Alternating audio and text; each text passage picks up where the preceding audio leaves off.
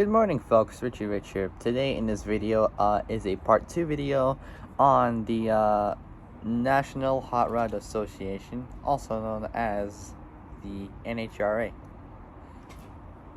Sorry, it feels like every video I do there's like flies going around here. I don't know why, but it just happens like this. I don't know. So just adjust this. There we go. Perfect. Alright, so it's a part 2 video on the NHRA, and this is going to be, I believe, my final NHRA video, actually.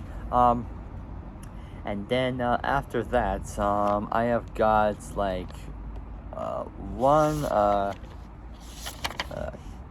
I've done one car, currently, after I've done, the video on the NHRA, I've got another car coming up, from Japan, and also for a little extra surprise bonus, I actually got another car happening. Well, it's like sort of like a military armored vehicle from Latvia, actually. So like the Latvians actually made a car for the first time, actually. So that's pretty good. Yeah,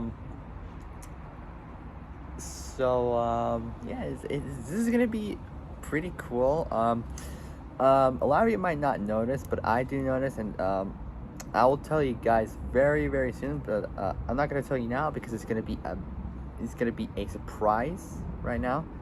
Actually, I got two surprises. One is a supercar, and the other one is a Latvian armored vehicle. So that's the second one. So I'm gonna save those for another time, but I will get them done, and I promise you guys I will do videos on them. And so yeah, this is gonna be pretty good, and we'll see what happens. So without any further ado, guys, let's get started on part 2. Oh, and before we start, make sure you like the video and subscribe, and hit the notification bell, hit all so you're alerted when I make new uploads, and also comment below what you guys think of this, what you guys think of the video I done. Is it cool? Comment also like what else you want me to do, and if you have any suggestions of what I could do for videos, let me know in the comments, and I'll read your comments, and I'll see what I can do for them. So yeah, without any further ado, guys, let's get straight into this. Let's burn some rubber. Well, not technically, but it's just a saying. Alright, so so for part 2, well, before I start, I gotta check back what I've done, because it is because this, I was expecting it to be a little bit short, but it actually took a lot longer than I hoped. So it's still about the NHRA. I've done the info on it, of like what it is and what they do. I've done the history, and then the series of them, and I've done champions of like all the drivers from the following years, from 1981 to 2022. For the top alcohol dragster, top alcohol funny car, and a competition eliminator, super stock, and then stock. So, and then I also done info on the sportsman races with multiple championships, and I done all of them that were there, from like each of like the for like what they participated in, like, you know, top alcohol dragster, alcohol funny car, competition eliminator, super stock, and so on and so forth. And I done the names of the drivers and the following years that they took part into those events, and then national records. And then I noted down that the top fuel and funny car records are measured in the 1,000 foot 304.8 meter increase. Okay, so without any further ado, guys, let's get started.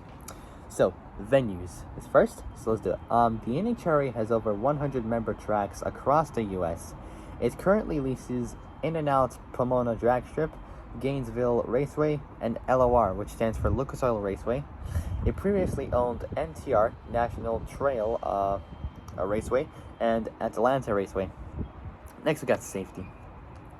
The NHRA mandates numerous safety devices and procedures in all competition events. A 5-point safety harness is required for all cars. It holds the driver securely in the seats and is equipped with a quick release latch, which can be released in less than a second should the driver need to leave the car due to fire and explosions.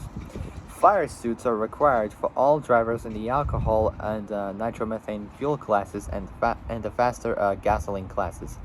These suits are full body coveralls and made with that's right, 7 layers of Nomex fabric, which makes them fire resistant.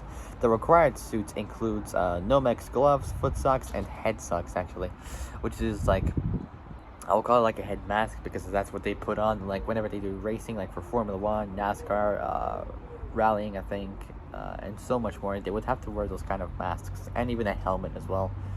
So they won't see like the driver's full face, so they would like see like their eyes through the visor and all that stuff. Yeah, I mean that's how it works. Right. Another NASCAR transplant, which was brought into use after the death of Fireball Roberts, who is known as Edward Glenn. Fireball is his middle name, or well, not middle name, sorry, nickname. There we go. Robert Jr., who was born on January 20th, 1929, and he died on July 2nd, 1964, at the age of 35. Rest in peace. So yeah, January 20th, 1929, he was born.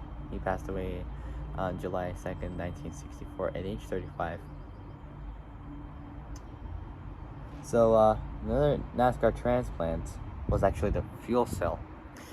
So it was the fuel cell that killed him.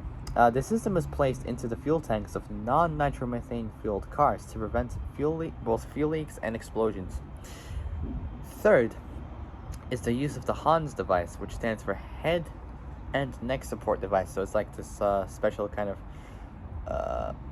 racing gear which they would use so they put around their neck when they were wearing their helmet. So like if they're in a crash, their neck is going to be supported and they will not break with the support like device that they have onto them. So it stops them from getting their neck broken and all that stuff. So yeah, third is the use of the Hans device, head and neck support. This device limits the movement of the head and neck in the event of an impact. So it just keeps it in place, but it does move. It will allow you to move it, but only a little bit, so it won't move as much as it is. Limits the movement of the head and neck in the event of an impact. Fourth is the titanium shield that must be placed behind the head of all dragsters and funny cars, down to the alcohol ranks. This is to prevent any debris from entering the interior and becoming a missile hazard to the driver after the death of Top Fuel racer Darren Russell. Fifth is the onboard fire extinguisher system that's required. These systems are directed onto the engine itself and are activated instantly when the engine catches fire, reducing the chance for the car to completely catch fire and endanger the driver. The driver also has a manual activation control available. This has been in place on all cars since 1983, when an engine explosion and fire came very close to killing then funny car driver Mike Dunn. All enclosed body cars must have a 5-inch circular opening that will accept the nozzle of a fire extinguisher triggered by safety personnel. All cars must have a clearly marked fuel pump cutoff switch on the rear panel, accessible to safety crews. Sixth is the roof escape hatch that's in place on all funny cars since the founding of the division in the early 1970s. This device allows funny car drivers a safe means of exit during an engine fire rather than falling out of the car between both the frame and fiberglass body, and possibly running the risk of being run over by the rear tires. Seventh are the long bars at the rear end of all cars, also known as wheelie bars. These long struts prevent the car from flipping over, during the launch phase. To prevent debris, oil, fuel, or coolant from falling on the racing surface, undercarriages under the car with a supporting platform are used to retain both fluids and broken parts in the event of a catastrophic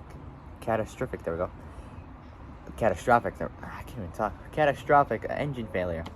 Oil downs result in substantial fines and the loss of previously earned championship points for annual awards.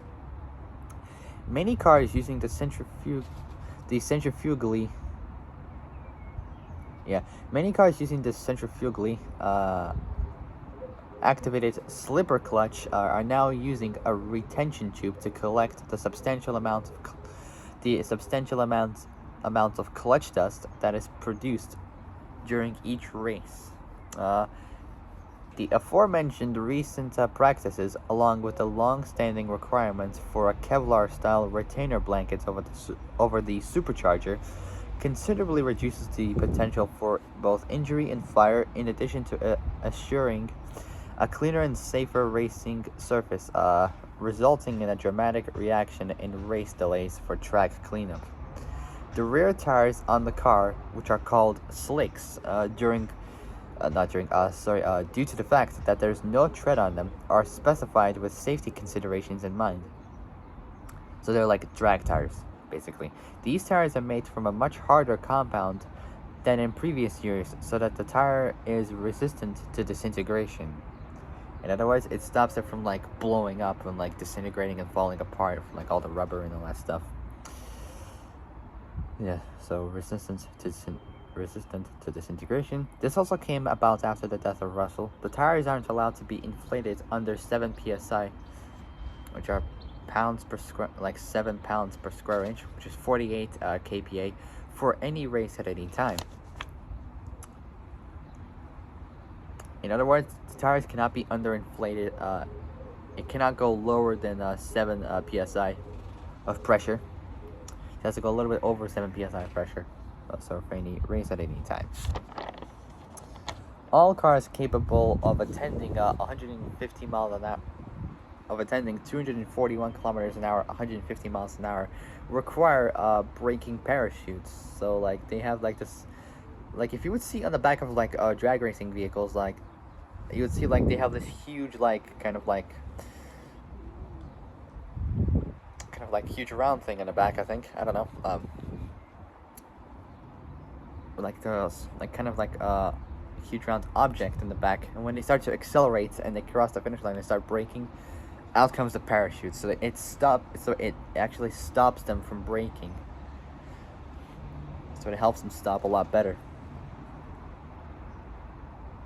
So all cars capable of attending 241 kilometers an hour, 150 miles an hour require braking parachutes. A safety requirement on all drag cars running 9.9 seconds, which is like 10 seconds. I call them 10-second cars from like the memes from Fast and Furious. So yeah, 9.99 seconds and faster in the quarter mile is the fireproof engine blanket.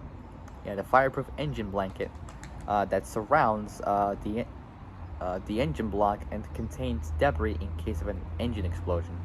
NHRA rules call for a monetary points and time penalty if the car leaks oil during the run.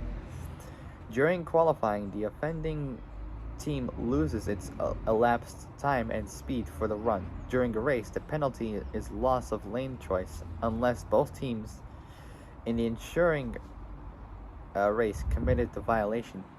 In the wake of Eric Medelin's 2007 death, the roll bars in the funny car underwent modifications to further improve safety.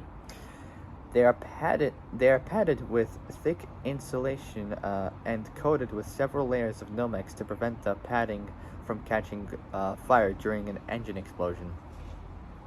Another facility safety feature is the large sand pit at the end of the track, past an area of the track known as the shutdown area, also known as the sand trap. This 40 feet long, 12-meter sand pit has been placed to either slow or stop a vehicle. In the wake of Scott Kalita's death at Englishtown, New Jersey in 2008, the sand traps have been made both longer and deeper, going from 3 feet deep to 6 feet deep, and from 40 feet, 12 meters long, to 18 feet, 24 meters long. So it's like twice as long, basically. And so it's both twice as deep and twice as long. Say 80 feet, 24 meters long. Anchors for any whoa, sorry, wasp was right near my face. So anchors for any arresting netting must be buried underground with no obstructing posts. Some of the newest safety features deal with the track themselves. In the wake of Khalid's death, there are now heavily padded retaining walls at the end of the sand traps. These walls are able to withstand. These walls are able to withstand the impact of a car traveling at well over the usual speed of any division within the NHRA's professional categories. These retaining walls take the place of the old rubber polymer safety nets that. Wait, hold on. I gotta take a deep breath. I gotta speak slowly. These retaining walls take the place of the old rubber polymer safety nets that were once held up with concrete posts. Another safety modifications was a direct result of Khalid's death. The NHRA began installing a sensor that constantly checks the car's engine and should the car backfire at any time during the race, or if the burst panel is blown out by an engine explosion, the fuel pump shuts off and the parachutes are deployed automatically. Although several drivers in the top fuel and funny car divisions have stated their dislike for the new sensor, they do admit that it should cut down on any fatal crashes similar to Khalid's. This device was developed by Force, Kenny Bernstein, and Tony Schumacher, along with NHRA Racing Development and NHRA Track Safety.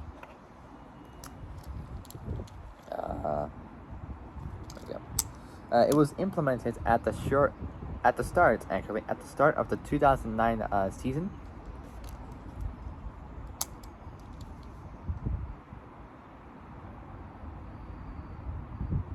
So it was implemented at the start of the 2009 season.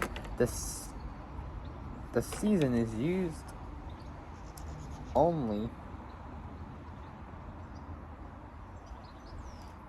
in the funny car and top fuel divisions. Pro Stock doesn't use nitromethane or superchargers in their engines, and this prevents a much reduced risk of the massive explosions that can be seen in the nitromethane fueled cars, and often at their peak speeds.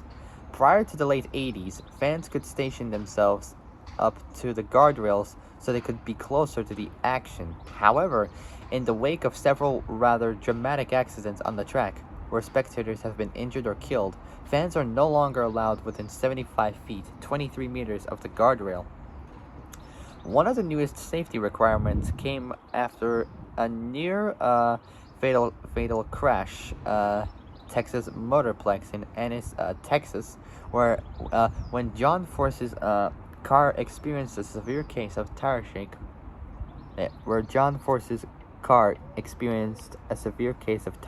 which, coupled with the release of his parachutes, ripped his car cleanly in half, directly behind the engine. So it's behind the engine.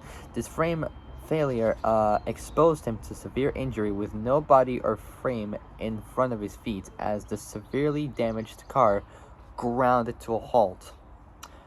So, in other words, the car stopped. The rules now prevent the use of hardened chrome moly tubing in the framework construction of any top fuel or funny car.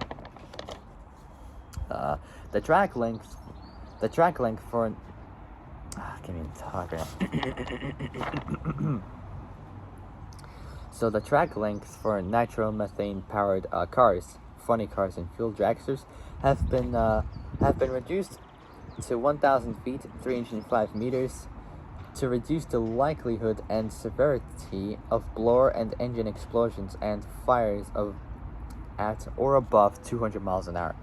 At other classes, continue to race a full 1,320 foot, quarter mile, 402 meters, which has been the original distance established by the NHRA in the 1950s.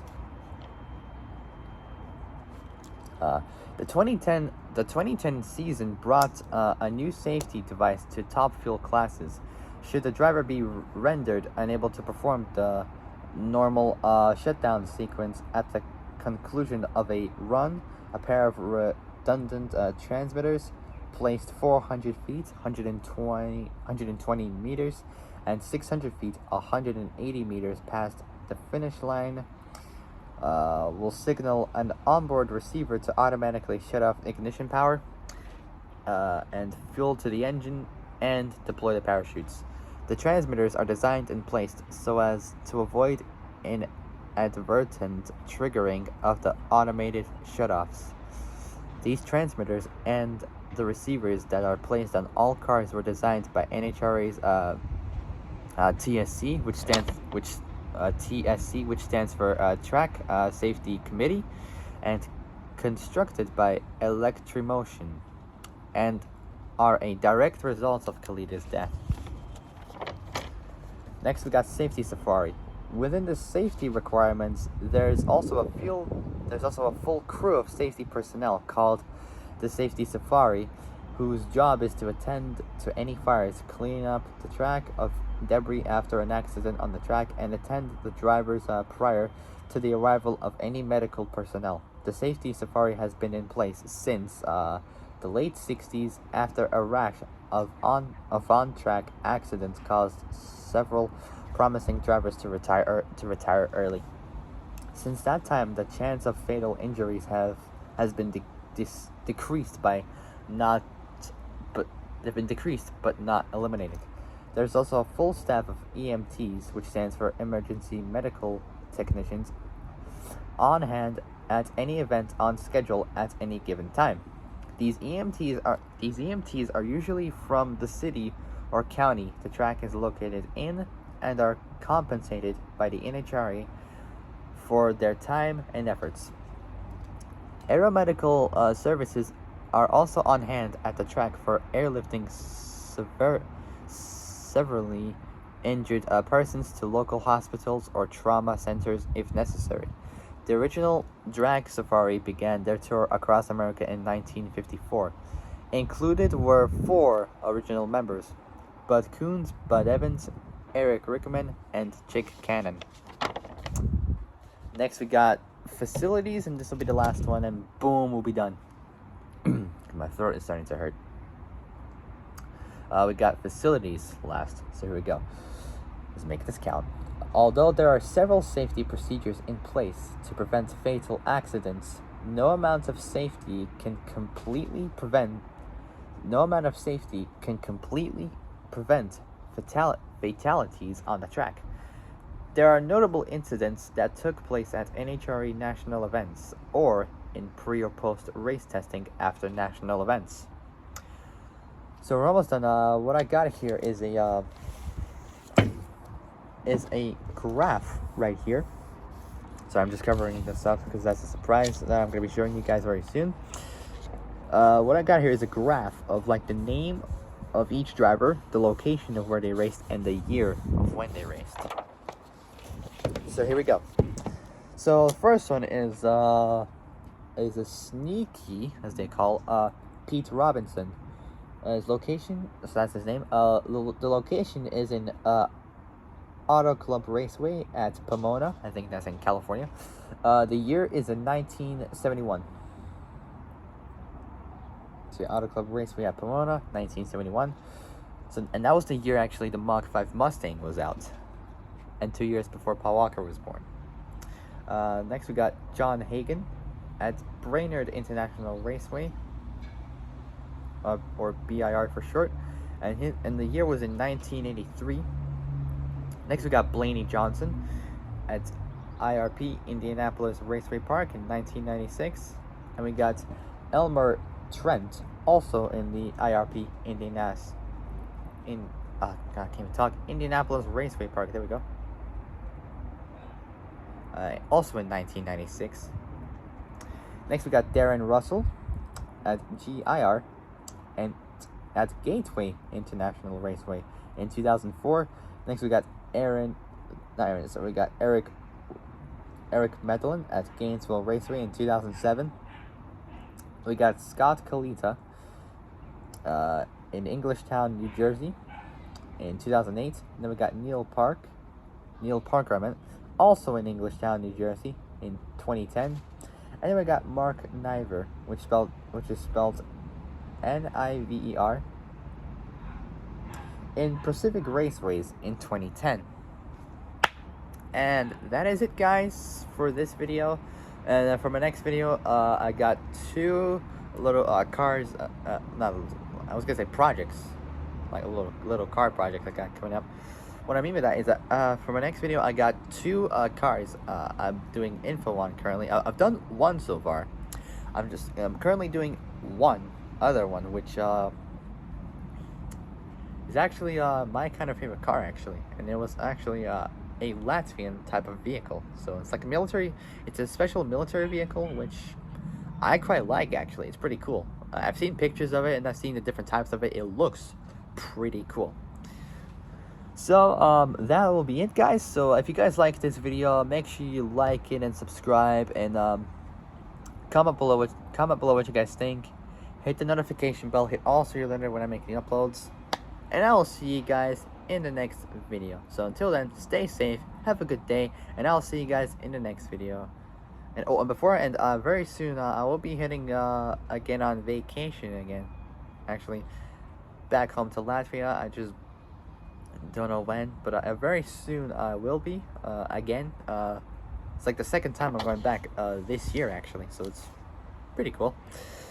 So yeah, so that is it, guys, and I'll see you guys in the next video. So take care, stay safe, have a good day, and I'll see you guys soon. Take care, bye bye.